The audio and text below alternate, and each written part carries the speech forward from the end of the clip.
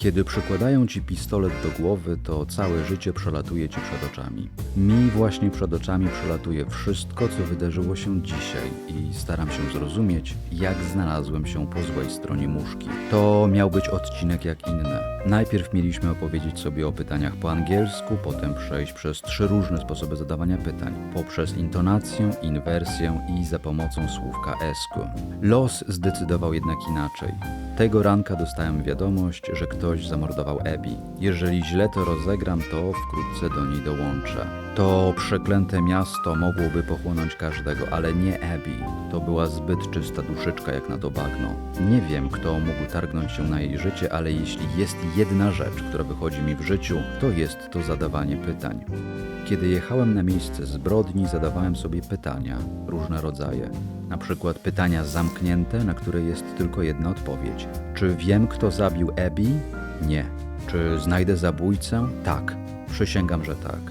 W mojej głowie kłębiły się też pytania otwarte, na które można odpowiedzieć w dowolny sposób. Kto jest zabójcą? Dlaczego zabił? A jeśli ktoś jest tylko podejrzany, to co robił w czasie zabójstwa? Choć na takie pytania odpowiedzieć można dowolnie, to prawda jest tylko jedna i znajdę ją. Chodziły mi po głowie też pytania o podmiot. Kto zabił? Kto miał motyw? Ktoś. Oraz pytania o dopełnienie. Kogo Abby zdenerwowała? Komu Abby podpadła? Kogoś i komuś. Jak się okaże później, to wszystko będzie miało znaczenie przy francuskim. Na miejsce zbrodni pojechaliśmy z Ewą. Kiedyś była kobietą mojego życia, a teraz jest tylko moją francuskojęzyczną sekretarką. Może to i lepiej dla niej. Zawsze mogła skończyć jak Abby. Na miejscu zastałem Abby, siostrę Abby, która wróciła z Miami. Właśnie kończyła sesję, miała więc solidne alibi. Is Abby okay? Is she okay? Nie maleńka, Abby nie jest okej. Zadałaś mi pytanie o rozstrzygnięcie, a ja rozstrzygnąłem. Nie, Abby mówiła wyłącznie po angielsku. Do zadawania pytań po angielsku musiała dokonać inwersji podmiotu i czasownika posiłkowego. Kazałem Ewie zanotować 4 uwagi, które miały nam się przydać później, podczas zadawania pytań po francusku. Po pierwsze, po angielsku podmiotem ulegającym inwersji może być zarówno rzeczownik, jak i zaimek. She albo Abby. Po francusku będzie to tylko zaimek, o czym mieliśmy się przekonać później. Po drugie, czasownikiem posiłkowym będzie czasownik to be dla czasowników z aspektem continuous albo to have dla czasowników z aspektem perfect. W przypadku czasów prostych, simple, do czasownika leksykalnego konieczne będzie dołożenie czasownika posiłkowego do, po to, żeby wykonać inwersję. Zadaliśmy Abby jeszcze kilka pytań, żeby to lepiej zilustrować. What was I doing during the night of the crime? I was flying back home after exams. When did I land? I landed at 9 a.m. Have I seen anything suspicious? No, not really. I haven't seen anything suspicious. Tak, przykłady 1 i 3 miały czasownik posiłkowy, a przykład drugi nie, więc koniecznym było dodanie czasownika posiłkowego do, który to zniknął w zdaniu twierdzącym. Czegoś takiego nie ma po francusku w ogóle. Całe szczęście. Po trzecie, język angielski i francuski odróżniają pytania o podmiot i dopełnienie. Po polsku odróżniamy to przypadkiem. Ktoś i komuś. Po francusku dzieją się dziwne rzeczy, a po angielsku w sumie też jest dziwnie. Abby, mam do ciebie jeszcze 2 pytania. Who am I? I'm Abby's sister. I thought you would know that. Who did you meet here? No one. I met no one here. W pierwszym zdaniu mamy czasownik posiłkowy być, w drugim do. W pierwszym pytaniu pytałem, kim ona jest, a w drugim, kogo ona spotkała. Po angielsku pytania o podmiot są albo z czasownikiem posiłkowym być, albo bez czasownika posiłkowego w ogóle. Ponieważ to rozróżnienie przyda nam się później przy francuskim, zadałem Abby jeszcze kilka pytań. Who killed Abby? I have no idea. She had no enemies. Not many friends either. Who did she anger? Who did she love? No one, I guess. I'm not really sure whether she loved someone. Miałem wrażenie, że to nie jest do końca jasne, więc sam sobie zadałem kilka pytań. Who killed? Somebody killed. Who did she anger? She angered somebody. W pierwszym pytaniu nie ma czasownika posiłkowego i nie ma też inwersji. Po francusku będzie podobnie. Podmiot to będzie sujet, a dopełnienie complément. Zagubiłem się w myślach. W rzeczywistości cały czas przypieraliśmy Abby do muru. What was the subject of your last conversation with Abby? Current affairs. She told me she had a new client. Somebody was coming to her place to have English classes with her. They met on a regular basis. What did you talk about? We talked about this person who came visiting her.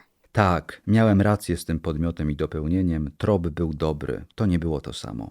Po czwarte, droga Ewo, po angielsku, również jak i po francusku, istnieje nieformalny styl, w którym omija się czasownik posiłkowy i zaimek.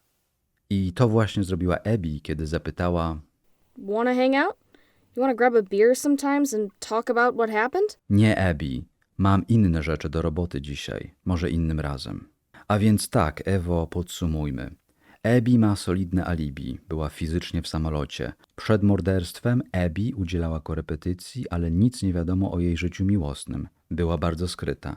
Nie mamy ani motywu, ani podejrzanego. Pozostało nam wrócić do biura. Kiedy wróciłem do biura, ona już tam była. Przeklinam dzień, w którym przekroczyła próg mojego gabinetu. Nazywała się Camille. Smoczyca, którą miałem okazję znać od dłuższego czasu. Przynajmniej ze słyszenia, jeśli nie z widzenia. Przepraszam, czy to biuro Sowiusza Bogarta? Jeżeli tak jest napisane na plakietce, to może i tak. Nie wiem, ja nie znam się na odpowiedziach, znam się tylko na pytaniach. Niech nie zmyli cię ten portret na ścianie, to mój sobowtór. Przystojny, ale sobowtór. Cóż, pozostało mi zaryzykować i uwierzyć ci na słowo. Raz uwierzyłam pewnemu mężczyźnie i do tej pory tego żałuję. Pewnie zadajesz sobie pytanie, co mnie sprowadza w twoje skromne progi. Otóż mam w domu rodzinny skarb, bezcenną statuetkę amerykańskiego orła, zdobiącą półkę nad kominkiem. Skradziona została w tajemniczych okolicznościach. Bardzo mi zależy, by ją odzyskać, bo jest warta więcej niż cały ten budynek. Cała dzielnica. A dodatkowo ma dla mnie jeszcze wartość sentymentalną. Świetnie. Jakby sprawa zabójstwa to było za mało na dzisiaj, pomyślałem sobie w duchu. Po czym powiedziałem na głos: nie wyglądasz mi na milionerkę. Pozory mylą, Sowiuszu. Jestem przedstawicielką starej fortuny. Rozumiesz? Rodziny z tradycjami, z korzeniami we Francji. Przez korzenie mam oczywiście na myśli nasze zamki, których mieliśmy wiele.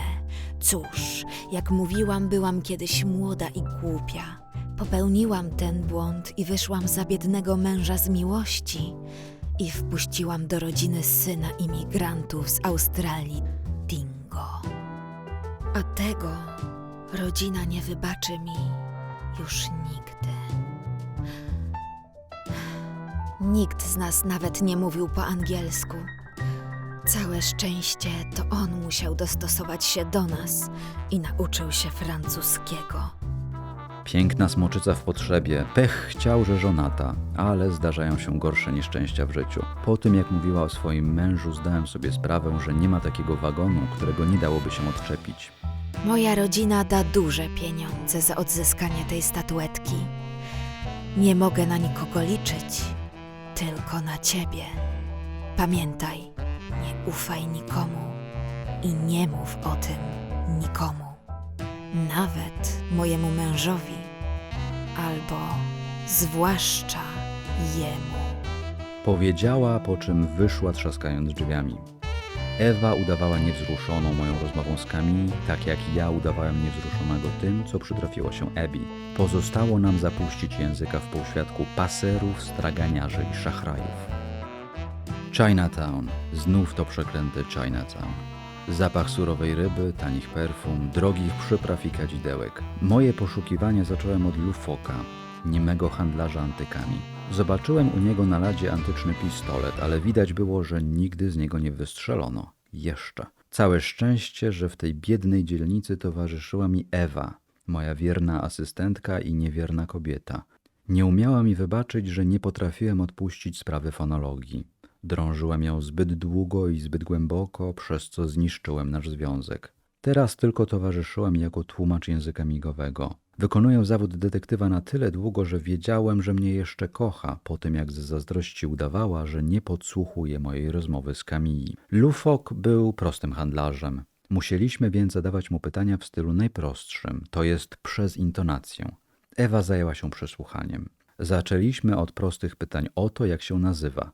Niebieskie słówko pytajne, tak zwane mot interrogatif, typu jak albo gdzie, zazwyczaj dodaje się na koniec zdania, ale czasami może pojawić się też na początku. Oczywiście wszędzie mamy znane nam elision familière, to jest skracanie się form tu as do ta. Takie właśnie są zasady panujące na ulicach francuskiego Chinatown. Na zielono zobaczymy zaimek podmiotu, a na czerwono czasownik. Szyk zdania jest dokładnie taki sam jak w zdaniu twierdzącym. Ponieważ nie ma tu inwersji, to będziemy widzieć najpierw kolor zielony, a potem czerwony, a na samym końcu niebieski. Mówiłem, że Chinatown jest bardzo barwną dzielnicą. A teraz niech Ewa wydusi prawdę z Lufoka. Tu t'appelles comment? Comment tu t'appelles? Il dit loufoque, mi-loup, mi-phoque. Ouais, les réunions de famille doivent être bizarres des fois. Tu habites où? Où tu habites? Tu habites ici? Oui, au 4e étage. Avec qui t'as parlé? T'as parlé avec qui? Avec personne. Dużo się nie dowiedzieliśmy. Przeszliśmy więc do pytań o rozstrzygnięcie. T'as tué Abby? Tu as tué Abby? Non, il dit qu'il ne l'a pas tué. Tu connaissais Abby? Tu la connaissais? Non, c'est qui ça? Tak, Lufok nie znał Abby. Nie znał jej. Na pewno mówił prawdę. Ciekawe, co będzie miał do powiedzenia w przypadku czasów przeszłych, gdzie mamy czas złożony z czasownika posiłkowego i imię słowu. Czy kolejność będzie taka sama? Podejrzewam, że tak, ale przekonajmy się na własne uszy. Tu as vu quelqu'un de bizarre? Tu as vu quelque chose de pas typique? Non, pas plus que d'hab. Tu sais quelque chose à propos d'une statuette récemment volée? Tu as entendu parler de la statuette d'aigle? Non, j'en ai pas entendu parler. Tak, kolejność była taka sama, ale nie zmieniło to niczego. Jak widzimy, niepotrzebna była nam inwersja do wyciągnięcia prawdy z Lufoka. Na koniec zadaliśmy mu jeszcze 3 pytania. Tu soupçonnes qui? Personne, j'en sais rien. Tu faisais quoi la nuit du meurtre? T'étais où cette nuit? Il dit qu'il était absent, qu'il avait des livraisons à gérer. Tutaj być może ściemniał, nie ufam mu. Ale Abby na pewno nie zamordował. Podsumujmy to, czego się dowiedzieliśmy. Tak, nigdy nie rozstaję się z moją tablicą korkową. Jest może nieporęczna, ale jest bardzo praktyczna w sensie intelektualnym. W tej tabelce umieściłem 3 style pytań. Na razie zaczynamy od stylu najprostszego, lufokowatego, to znaczy przez intonację. Języki chińskie mają tony. To taka mała poszlaka, jeśli ktoś zastanawiał się, czemu wylądowaliśmy w Chinatown. Na początek mamy pytania otwarte z zaimkami i nazwami własnymi, czyli imionami. Tutaj nie ma żadnej różnicy. Potem mamy pytania otwarte z różnymi słówkami pytajnymi. Wszystko jest pozornie proste. Do momentu, w którym nie przyjrzymy się słówkom ki i que. Que z nieznanych powodów zamieniło nam się bowiem w quoi. By wyjaśnić tę tajemnicę, musimy przejść na drugą karteczkę. We francuskim są tak zwane zaimki pytajne, pronom interrogatif, qui i que. Widzimy, że rozróżnia się tu osoby, qui od rzeczy, que. Jedyny szkwopuł tkwi w tym, że que na końcu zdania albo z preposition zamieni się w quoi.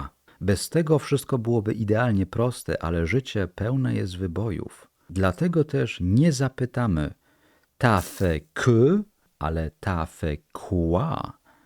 Qui a tué Abby? Tu es qui? Qui soupçonnes-tu? Tu soupçonnes qui? Que se passe-t-il? Tu fais quoi? Qu'as-tu fait? T'as fait quoi? De quoi as-tu besoin? Musiałem też zauważyć, że tak jak po angielsku rozróżnialiśmy subject i object albo complement, to po francusku tak samo również rozróżnialiśmy podmiot, sujet i dopełnienie complement, COD albo COI. W przypadku zaimków pytajnych, pronom interrogatif, nie będzie to miało jednak żadnego znaczenia. Będzie to miało znaczenie w przypadku zaimków względnych, które mieliśmy poznać później. Wizyta w Chinatown nie była zbyt owocna. Lufok nie widział statuetki, a przynajmniej twierdzi, że nie widział. Zapytany o alibi, w dzień zabójstwa był nieobecny, ale nie chciał powiedzieć, co dokładnie robił. Podejrzane, ale nie nielegalne. Może kogoś krył? Ponieważ kończyły mi się poszlaki, pozostało nam tylko pojechać do Dingusa. Drzwi otworzył lokaj i wpuścił nas do salonu. Uderzył nas zapach drogich cygar i bazarowych perfum, typowe dla Nowobogackiego. W salonie panował przepych. Zobaczyliśmy kominek, a nad kominkiem jakby pusto. Brakuje statuetki, która niegdyś zdobiła przestrzeń nad kominkiem. Ale brakowało także śladów włamania. Nie było żadnych poprzestawianych mebli czy stłuczonego szkła. I wtedy, niczym Filip z konopi, wyskoczył Dingo, jak postrzelony. Trzymał w rękach strzelbę, która znajdowała się wcześniej nad kominkiem.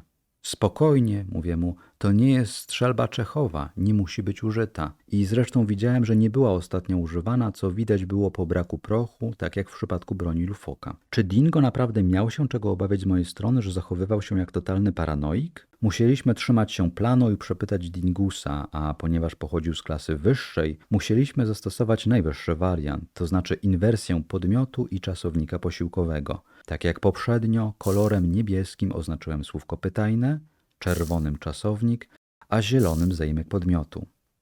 Zaczęliśmy od pytań otwartych. Comment vous appelez-vous? Il dit dingue, dingo, comme le chien d'Australie. Il vient d'Australie. Où étiez-vous cette nuit? J'étais ici, les domestiques peuvent le confirmer. Wydaje się, że mówił prawdę. Spróbowaliśmy więc pytań o rozstrzygnięcie z inwersją. W przypadku czasów złożonych participe wędrował za zaimek, a inwersji ulegał czasownik posiłkowy. Êtes-vous coupable? Non, absolument pas. Avez-vous tué Abby? Non, je ne la connaissais pas. Jedyny problem, który pojawia się w tym arystokratycznym stylu, jest taki, że nie można odwrócić rzeczownika i czasownika. Rzeczownik trzeba powtórzyć z zaimkiem i odwrócić zaimek. Dlatego też dwa słówka są na zielono. Oryginalny rzeczownik i zaimek, który się do niego odnosi. Tak jak powiedziałem, to właśnie zaimek, a nie rzeczownik, ulega inwersji. Loufoque est-il coupable? Non, il ne l'est pas, croyez-moi. Loufoque est-il allé chez des livreurs? Il n'était pas chez Abby. Na sam koniec zapytaliśmy go o osoby i rzeczy za pomocą pronom interrogatif qui i que. Arystokratom nie wypada używać słówka quoi, więc mieliśmy samo qui i que. Qui soupçonnez-vous? Ma femme, elle ne m'aime pas. C'est une femme fatale. Que faisiez-vous la nuit du meurtre? J'étais dans ma chambre, je faisais des choses. Tak, tutaj nie było zmiany i wszędzie mieliśmy qui albo que. Musiałem więc zobaczyć, jak powinna wyglądać wzorcowa tabelka z zaimkami pytajnymi qui i que. Qui a tué Abby? Qui êtes-vous? Qui soupçonnes-tu? Qui cherche-t-on? Que se passe-t-il? Que reste-t-il à faire? Qu'as-tu fait? Que voulez-vous de moi? Na sam koniec chciałem jeszcze tylko zobaczyć, czy można komuś dać coś, na przykład statuetkę, i czy można komuś o czymś powiedzieć, na przykład o statuetce. Interesowały mnie zaimki. Może właśnie takie niewinne pytania spowodują, że Dingo wreszcie pęknie. A więc, czy kolejność zaimków jest taka sama jak tutaj? To znaczy w zdaniu twierdzącym, które robiliśmy już wcześniej? Chyba tak. Przekonajmy się. Donner quelque chose à quelqu'un. La lui donnes-tu? La lui as-tu donné? Veux-tu la lui donner? Parler à quelqu'un de quelque chose. Lui en parles-tu? Lui en as-tu parlé? Veux-tu lui en parler? Jeszcze raz musiałem spojrzeć na tabelkę, tym razem dopisując pytania Dingusa. Pytania zamknięte z udziwnieniem w postaci nazw własnych albo imion. W przypadku pytań otwartych nie ma żadnych udziwnień, oprócz nazw własnych. I gdy Ewa przesłuchiwała Dingusa, a ja patrzyłem na tę tabelkę, to dotarło do mnie, iż Dingus oprócz francuskiego znał również angielski. Francuskiego nauczył się tylko po to, by pasować do rodziny Camille. A jeśli z nią ożenił się tylko dla pieniędzy, a nie z miłości, może brakowało mu rozmów po angielsku. I wtedy wypaliłem. Dingusie, ukradłeś statuetkę, żeby uciec z Abby do Australii? Chcieliście żyć razem? Ona nie podzielała twojej miłości i okazało się, że jesteś głupcem, bo zakochałeś się bez wzajemności w młodziutkiej dziewczynie? To musiało cię naprawdę zaboleć. Abby nie chciała być z tobą nawet dla pieniędzy, z tobą, starym dziadem, który nawet nie zna się na perfumach. Sprowokowany Dingus wykrztusił z siebie: nie, to nie tak, ja kocham Lufoka. Nie mogłem w to uwierzyć, ale tak, miało to sens. Noc morderstwa Lufok spędził w rezydencji Dingusa. Lufok nie chciał się przyznać, bo krył swojego kochanka. Wolał nawet, żebym go podejrzewał. Musiał kochać Dingusa całym swoim sercem. Czy Camille wiedziała o tym? Czy była zazdrosna? Czy chciała, żebym ja to odkrył i wiedział, co ją spotkało? Kiedy zamykają się drzwi, często otwiera się okno. I im dłużej o tym myślałem, tym w mojej głowie pojawiało się więcej pytań. Skoro z kradzieżą statuetki utknęliśmy w ślepej uliczce, to muszę wrócić do sprawy morderstwa. Trzeba nam było wrócić na miejsce zbrodni. Wróciliśmy więc na miejsce zbrodni. Z Ewą mogliśmy rozmawiać normalnie, swobodnie, a więc w rejestrze z ESCO. Nie mamy inwersji, mamy szyk zdania twierdzącego. Zadajemy pytania z dodatkiem zwrotu ESCO, który oznaczyłem na fioletowo. Przeszliśmy więc raz jeszcze przez wszystkie pytania od początku. Zaczęliśmy od pytań zamkniętych. Est-ce que vous avez tué Abby? Est-ce que Loufoque est coupable? Tutaj to ESCO tłumaczone będzie jako polskie czy. Dalej, kiedy pojawiły się pytania otwarte ze słówkiem pytajnym, mot interrogatif, to trafiało one na początek zdania. Comment est-ce que vous vous appelez? Qui est-ce que vous soupçonnez? Qu'est-ce que vous faisiez la nuit du meurtre? Où est-ce que vous étiez cette nuit? Où est-ce que Loufoque était cette nuit?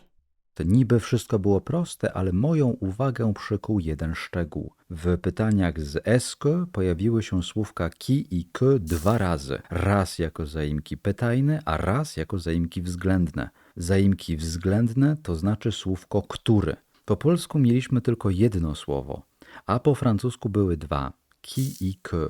O co chodziło w tej zagadce? Pronom relatif, czyli zaimek względny, o którym mówiliśmy sobie już wcześniej, tym się różni od pronom interrogatif, że nie uzgadnia się do osób albo do rzeczy, ale do sujet albo COD, czyli do podmiotu albo do pełnienia. Qui to podmiot, kobieta, która została kilnięta, kobieta, która jest piękna, statuetka, która została ukradziona, statuetka, która jest piękna. Z kolei que to było dopełnienie. Kobieta, którą ja uważam za piękną. Tu są 2 podmioty, ja i une femme. Statuetka, którą ja uważam za piękną. Znowu 2 różne podmioty. Tu nie było żadnej różnicy między osobą i rzeczą. Ach, cóż za przeklęte miasto. Przy zaimkach względnych liczyło się tylko to, czy jest to sujet, czy COD, podmiot, czy dopełnienie. Dlatego też oznaczyłem to różnymi kolorami. Zielonym i fioletowym, a nie niebieskim i czerwonym. Uzbrojony w tę wiedzę mogłem sobie odpowiedzieć, co się działo w przypadku pytań złożonych. Jak zauważyłem wcześniej, mieliśmy 2 różne qui i que. Pierwszy pronom to pronom interrogatif, więc uzgadnia się do osoby albo do rzeczy. A drugie qui i que to pronom relatif, które uzgadnia się albo do podmiotu, albo do dopełnienia. Qui est-ce qui a tué Abby? Qu'est-ce qui s'est passé? Qui est-ce que tu soupçonnes? Qu'est-ce que tu as fait? Kto zabił Abby? Kto to jest, kto ją kilnął? Co się stało? Co to jest to, co się stało? Kogo podejrzewasz? Kto to jest ten, kogo ty podejrzewasz? Co zrobiłeś? Co to jest to, co ty zrobiłeś? Tak, zaczynało to do mnie wszystko docierać. Musiałem jeszcze tylko porównać sobie wersję z inwersją i z ESCO. Tak, teraz wreszcie wszystko nabrało sensu. Qui a tué Abby? Qui est-ce qui a tué Abby? Qui soupçonnes-tu? Qui est-ce que tu soupçonnes? Que se passe-t-il? Que s'est-il passé? Qu'est-ce qui s'est passé? Qu'as-tu fait la nuit du meurtre? Qu'est-ce que tu as fait la nuit du meurtre? Nie spodobało się to jednak Ewie. Tyle mówiłem o Abby i Camille, o Camille i Abby, że Ewa rzuciła na odchodny swoje zazdrosne: może ożeń się z tą suką, i poszła do domu. Powtórzyło się to samo, co z fonologią. Nie umiałem dać za wygraną. Straciłem Ewę po raz drugi. I wtedy zostałem w mieszkaniu Abby sam, z notatnikiem Ewy i z moją tablicą. Zacząłem pieczołowicie przeszukiwać puste mieszkanie. Qu'est-ce que c'est que ce truc? Qu'est-ce que c'est que cette chose? A cóż to do cholery jasnej jest? Zapytałem sam siebie, bo tak też możemy zadać pytania, jak chcemy zapytać bardzo emfatycznie. Przecież to statuetka amerykańskiego orła. Ktoś tu ją schował, bo wiedział, że cenny stop nie spali się w ogniu. Co ona tu robi? Nie mogę nikomu ufać, mogę ufać tylko sobie. Wszyscy w tym przeklętym mieście kłamią. Musiałem zabrać ją do sejfu, do mojego biura. W biurze byłem chwilę przed północą. Gdy wsadzałem statuetkę do sejfu, usłyszałem pukanie. Dla pewności wyciągnąłem pistolet. Czy to biuro Sowiusza Bogarta? Odpowiedziałem z przekąsem. Jeśli tak jest napisane na plakietce, to może i tak. Nie wiem. Możesz zapytać tego przystojniaka ze ściany, odpowiedziałem, chowając pistolet. Och, Camille, czeka nas nieprzespana noc. A dlaczegoż to? Widzisz, Camille, nic tu się nie zgadza. Im więcej węszyłem, tym mniej odpowiedzi znalazłem. Im więcej pytałem, tym mniej wiedziałem. Spójrz, zacznijmy od początku. Abby powiedziała... She told me she had a new client. Somebody was coming to her place to have English classes with her. They met on a regular basis. Po polsku znaczy to... Wiem, co to znaczy. Nie musisz mi tłumaczyć. Nie wiem, co mnie bardziej zszokowało. Nagła realizacja czy dźwięk odbezpieczonego pistoletu. Mówiłam ci, żebyś nikomu nie ufał. Naprawdę myślałeś, że ja, Camille, potężna smoczyca, będę patrzyła, jak ten niewdzięcznik, mój mąż, zdradza mnie z handlarzem starymi śmierdzącymi gaciami z bazaru?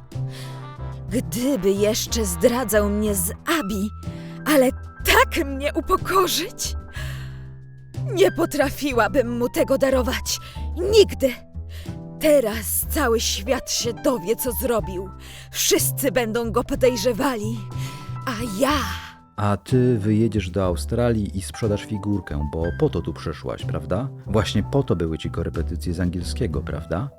Jednego tylko nie rozumiem. Czemu Abby musiała zginąć? Musiałam gdzieś ukryć statuetkę, bo policja przeszukała całą posiadłość z góry na dół. Nikt przecież nie będzie szukał mojej zguby na miejscu innej zbrodni. Jak to mówią, najciemniej jest pod latarnią. Widzisz, a po wszystkim wystarczyło tylko zatrudnić genialnego detektywa, który ją dla mnie odzyska. Nauczyłam się, że wystarczy nie popełniać błędu i nie zostawiać żadnego świadka. Je savais qu'il ne fallait pas faire confiance à cette connasse. Heureusement que je suis retournée chercher mon carnet de notes. Wiedziałam, żeby nie ufać tej suce, powiedziała Ewa. Całe szczęście, że wróciłam się po swój notatnik. Tak, Ewa uratowała mi moje marne życie, chociaż nie zasługiwałem na to. Dzięki niej wreszcie wszystko mi się rozjaśniło. Dowiedziałem się, że po francusku mamy 3 sposoby na zadawanie pytań. Poprzez intonację, poprzez inwersję i poprzez dodanie partykuły s. Trudności polegały na tym, że zadając pytania przy pomocy intonacji, k zamieniało się w kła. Przy inwersji nie mogliśmy zamieniać miejscami rzeczownika, tylko musieliśmy dołożyć zaimek, a przy s, sk, trzeba rozróżniać zaimki pytajne i względne. Tak, to była cenna lekcja. W dzisiejszym odcinku to wszystko, a w następnym... I wtedy właśnie wpadł Lufok ze swoimi chińskimi zbirami i związał nas. Tego się nie spodziewałem. Mierzył do nas ze swojego antycznego pistoletu. Tak, teraz to miało sens. Dingus wypaplał mu się o rodzinnym skarbie podczas kupna perfum na bazarze. Lufok musiał mieć ochotę na statuetkę, ale każdy wiedziałby, że to on ją ukradł. Musiał sprowokować Camille, pociągając odpowiednie sznurki. Piekło nie zna takiej furii jak zraniona kobieta. Wiedział, że Camille będzie chciała się zemścić na Dingusie, a gdzie 2 się kłóci, tam 3 korzysta. Tak, teraz miał wszystko, figurkę i mnie za muszką. Pozostało mu się tylko ulotnić i zniknąć bez śladu, bo wszyscy będą podejrzewali Dinga. Tylko widzisz, Lufoku, jest jedna rzecz, której nie wziąłeś pod uwagę. By twój plan się powiódł, musiałbyś się pozbyć wszystkich świadków, czyli całej naszej trójki.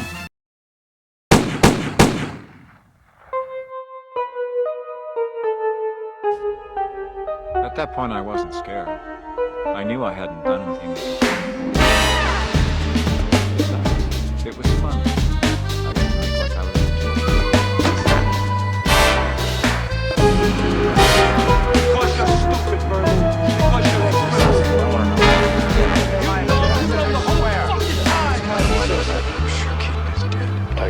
Szyja.